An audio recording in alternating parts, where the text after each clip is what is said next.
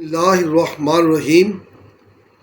Dear viewers, मेरे प्यारे students, अल्लाह ताला से दुआ करता हूँ कि आप खैरियत से हों।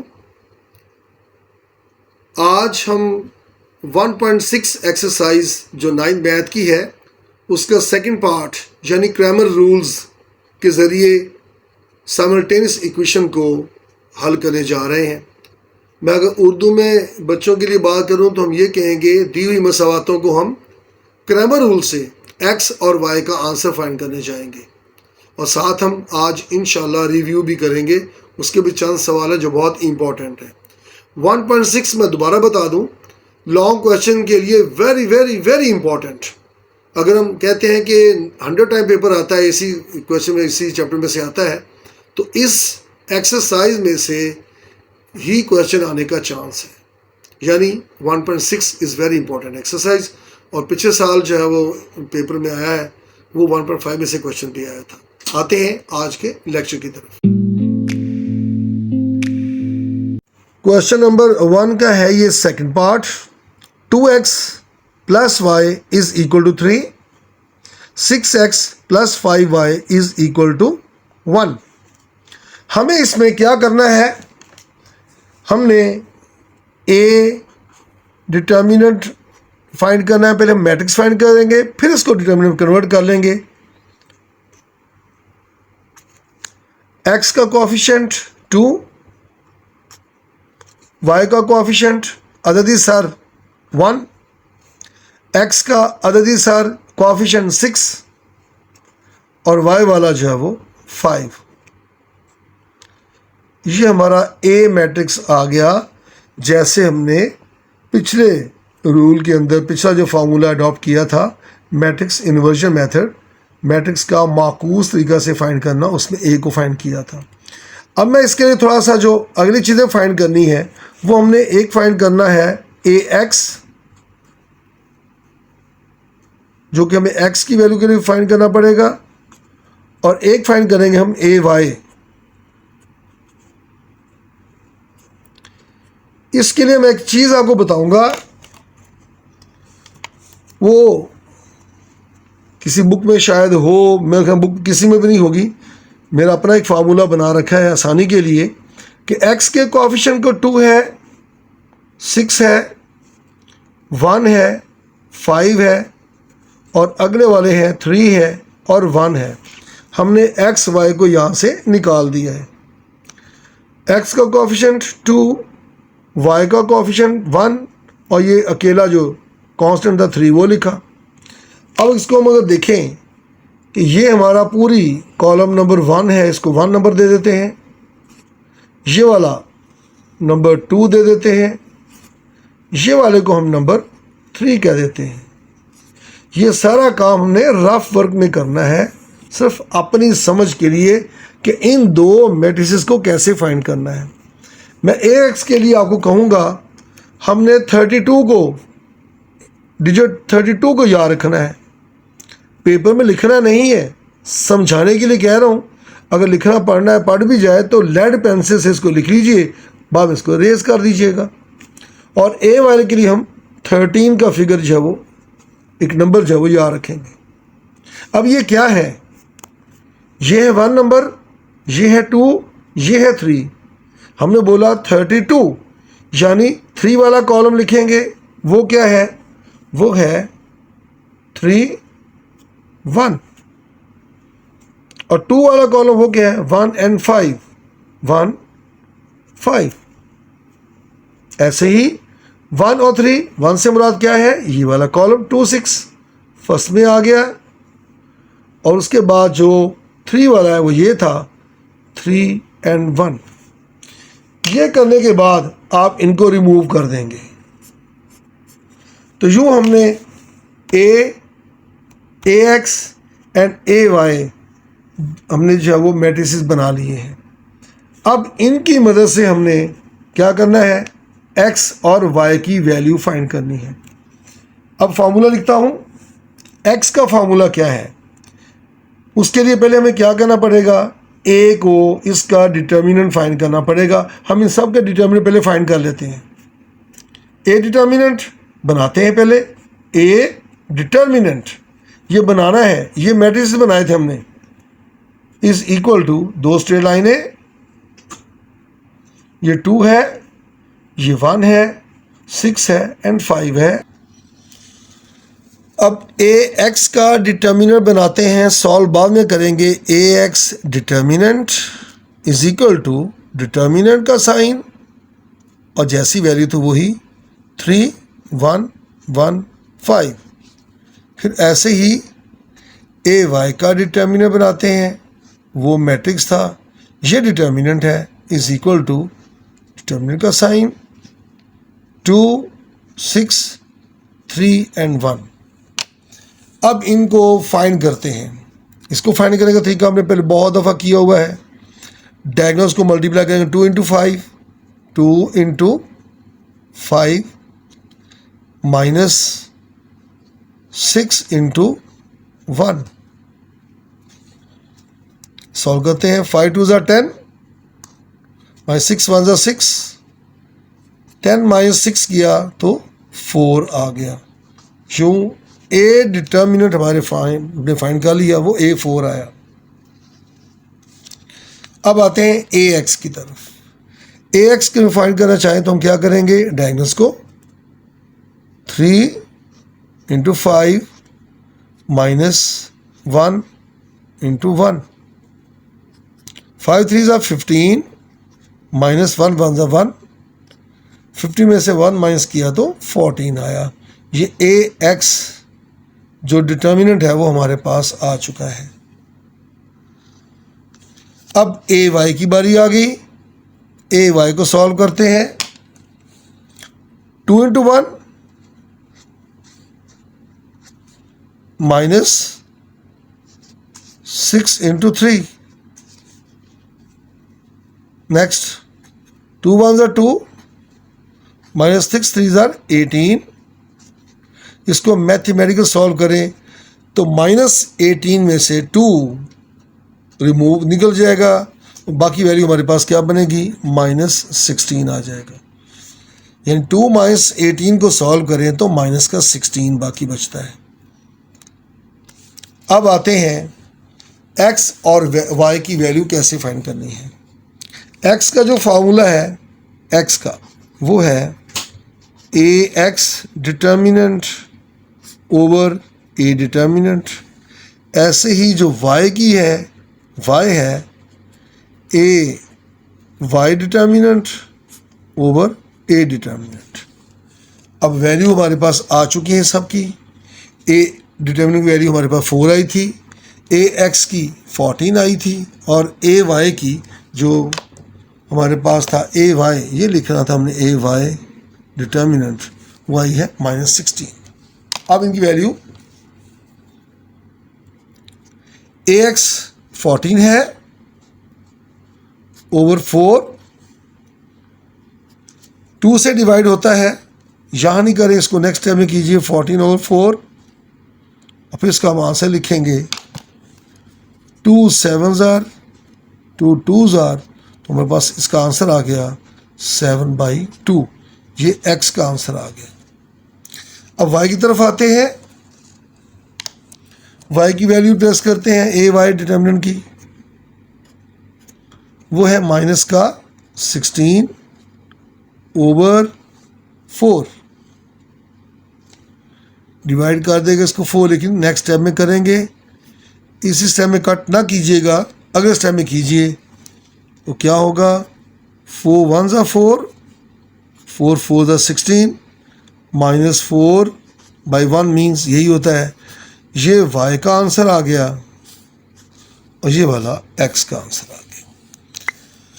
मैं दोबारा इसको थोड़ा सा रिपीट करने की कोशिश करता हूँ। क्या किया हमने, वैल्यू दी हुई थी, ये इक्वेशन दी हुई थी, साइमल्टेनियस इक्वेशन का सेट दिया हुआ था, हमने a फाइंड किया 2 1 6 5।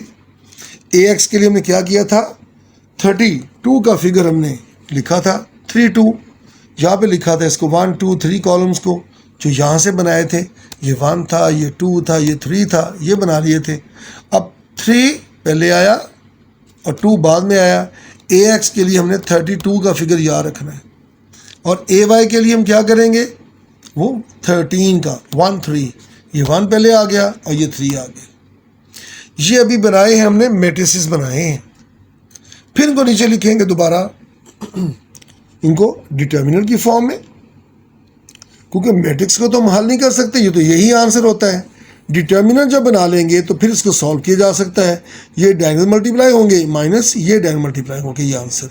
ऐसे ए एक्स की बारी आ गई, 3 5 15 आया, 1 1 1 आया, सॉल्व किया तो 50 में से 1 माइनस कर दिया, 14 आया। ए एक्स डिटर्मिनेंट। ए वाई को सॉल्व किया तो हमारे पास वो -16 आया। आगे एक्स की फार्मूला क्या बनाया, A x determinant over A determinant, और वाई का आया A y determinant over A determinant. A का वाई का मकता ओवर ए का मकता, ये उर्दू में की बात कर रहा हूँ। वाई बराबर है ए वाई का मकता बटा ए का मकता।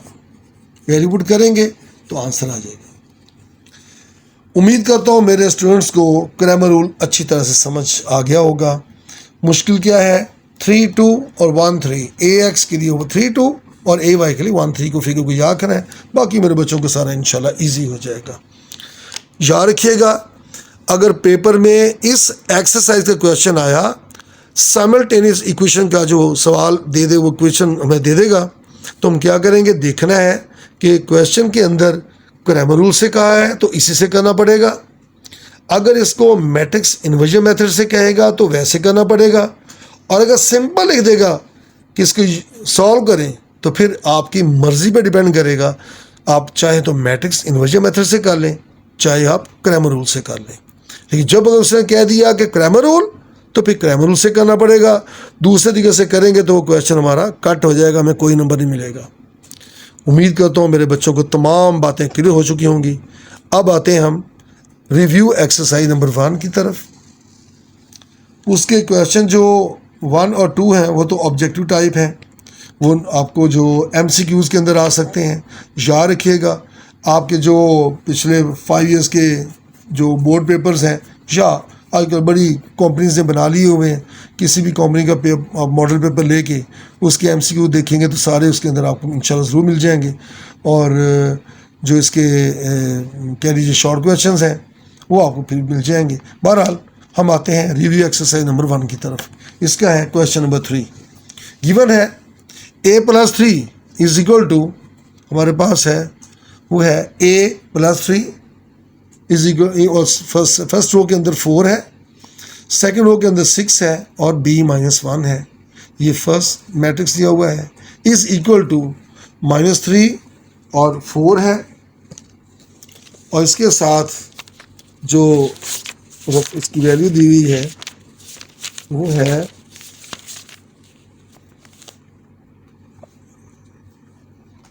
6 और 2।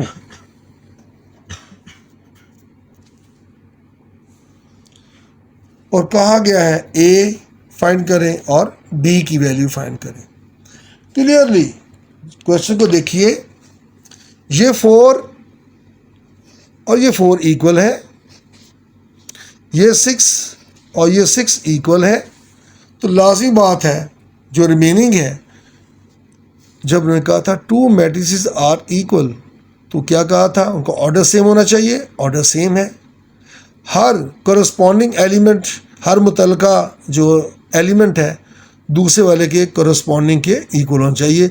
यानी फर्स्ट रो फर्स्ट कॉलम का फर्स्ट रो फर्स्ट कॉलम में जो है उसके इक्वल होना चाहिए।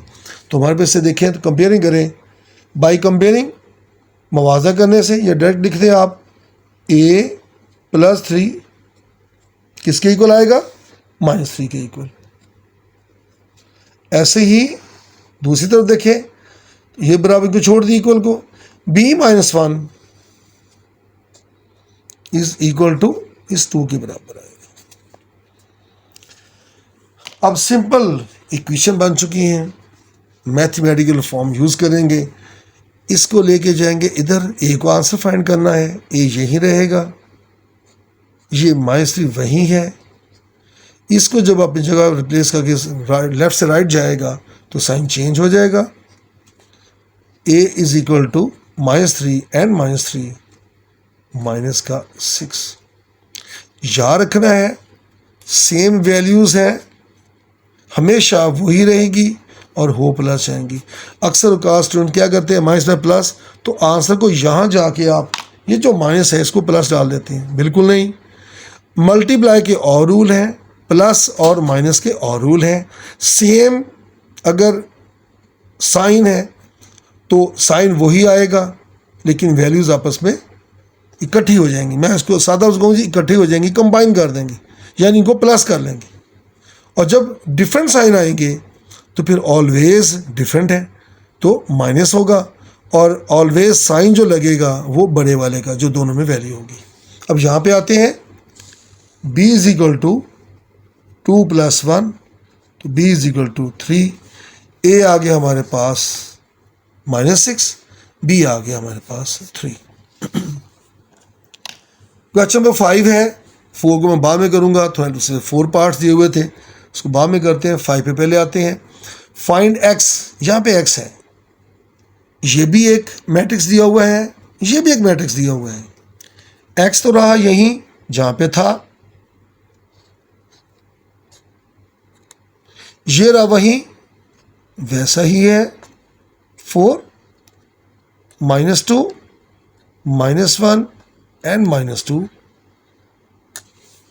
लेकिन जो ये चूंकि इक्वेशन है, जो लेफ्ट हैंड साइड पर हमारा मैट्रिक्स है, जब इसको दूसरी तरफ लेके जाएंगे, हमने कहा था इक्वेशन में एक तरफ से दूसरी जब जाता है उसका साइन नेगेटिव हो जाता है, चेंज कर जाता है। तो प्लस था तो जाके माइनस हो गया। 2 है, 1, 3 एंड -3। अब बाकी सिंपल इसको सॉल्व करना बाकी रह गया। x is equal to minus करेंगे, क्या है, हर कॉरस्पॉन्डिंग जो एलिमेंट है आपस में इसको माइनस कर देंगे। किस तरह से, ये 4 और ये -2, ये -2 और ये -1, ये -1, तो ये -3, ये -2, ये माइनस इंटू -3।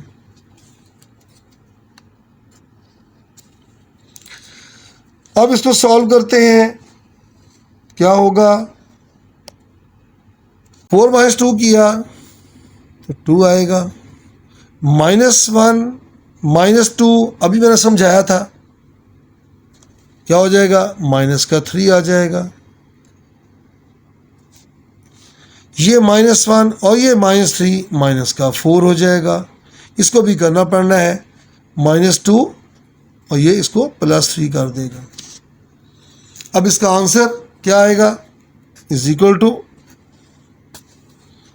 2 का 2 आ गया, -3 का -3 आ गया, ये -4 आया और ये प्लस का 1 आया। 3 बड़े वाला है, प्लस का है, -2 छोटा है, माइनस का है। अपोजिट साइन हो तो मैंने क्या बताया था अभी, माइनस हो जाएगा। बड़ी वाली वैल्यू में से छोटी वाली वैल्यू को निकाल देंगे, 3 - 2 निकल जाएगा तो प्लस का 1 बचेगा। ये हमारे पास का आंसर आ जाएगा। क्वेश्चन नंबर 4 की तरफ आते हैं।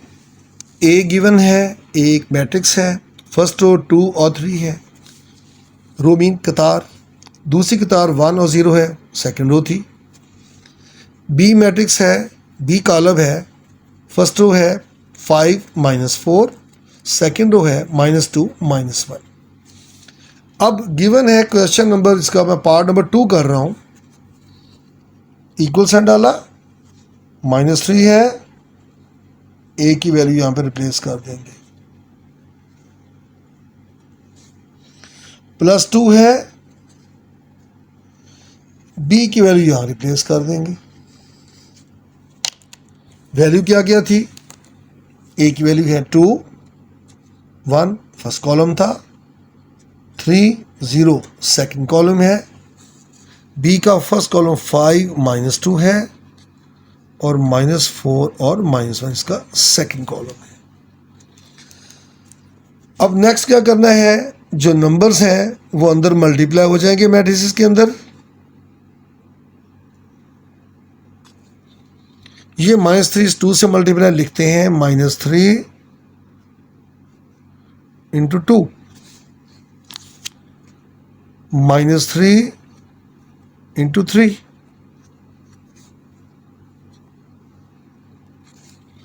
-3 into 1, -3 into 0। नेक्स्ट है हमारे पास प्लस और 2 अंदर मल्टीप्लाई हो जाएगा,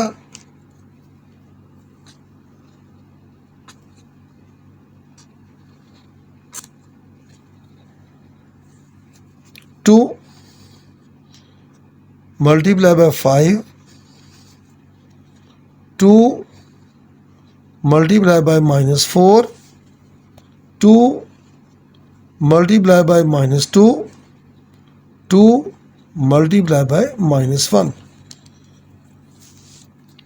इज इक्वल टू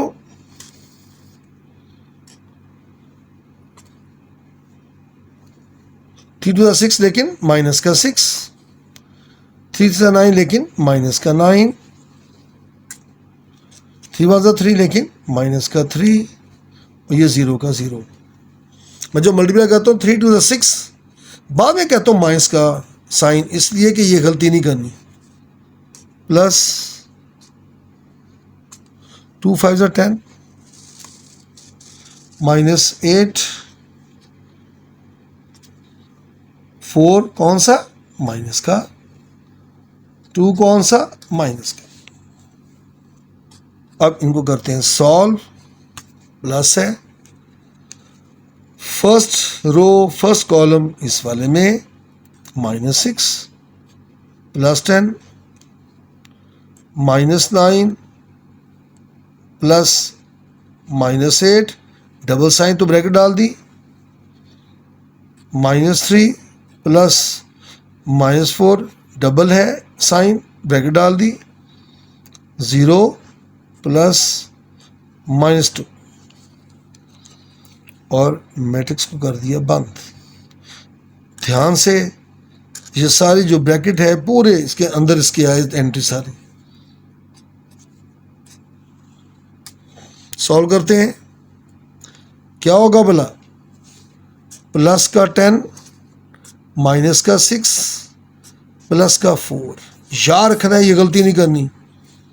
4 दोनों माइनस है, -9 -8 माइनस का 17,